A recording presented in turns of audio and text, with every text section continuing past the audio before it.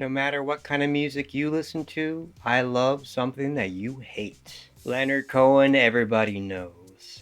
I first heard this song, Everybody Knows, from the soundtrack to Pump Up the Volume with Christian Slater, a great early 90s teen movie. It was done by Concrete Blonde, and the singer of that band, I don't remember her name, is a much more powerful explosive singer than Leonard Cohen, and she delivered this song very, very well. But I actually think that their version of it musically doesn't actually sound appropriate to my ears, because what should this song sound like? It's not Leonard Cohen in the Chelsea Hotel with a typewriter. This song seems much more of the harsh truth telling that is like Public Enemy, more than the thoughtful reflections on relationships and the world that is his earlier stuff. I don't know, maybe if the Bomb Squad had done the synthesizers and drum sampling, I would like it a whole lot more. I think that they could have pulled it off very well. The lyrics of Everybody Knows is very much politically of where I have been for a long time. Cynical, but gosh, I think that there's a lot of heart in this song that it relies on the audience to care. This is not George Carlin being like, look at all these assholes. It's more subtle than that. It's like showing that the evils of the world are in relationships, the failures of humanity, and it's saying like, yeah, we all know this. Like, who do you think you're fooling? But I don't think the song is saying that the protagonist, the singer, or the audience is supposed to not care. It wants you to care about these things. And the response to that is left to you as a listener to figure out.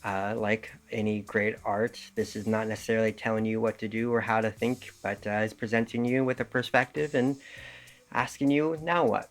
This song is certainly a marker of a change in Leonard Cohen's early career. The mid-period really led to the fantastic sounding late career, but man, he was on fire lyrically during this time. It certainly was a lot of his best poems, if you will, were written during this era that I absolutely love a lot of the material, and I actually just hate a lot of the music.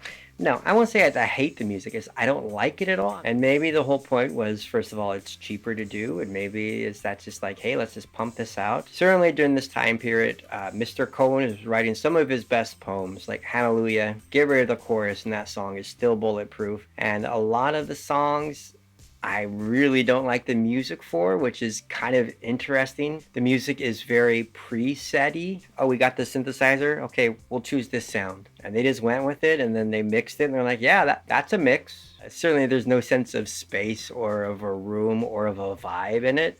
It's sort of like, this is the song. And it's relying on the lyrics of the song to carry it through and the performance of Leonard Cohen, which he pulls off. But I also just like that he was just so driven to put this poetry out there. It was sort of like, I don't really know what this is, but I'm just going to do it. It's like, again, it was experimental and like, what if, and like, let me see what this does. In a way, the music is very amateurish. I love it when people are just so committed to the bit and there's like, I'm just going to try this out and it's interesting to do maybe, or it's like, it's finished and it's done, so let's just put it out. And there's just an utter commitment to art in that I very much relate to. Sounds like he didn't have a producer or a record label to tell him no. That's what it sounds like. It should have been like, baby, Leonard, oh, you're a poet, you're a genius for the ages.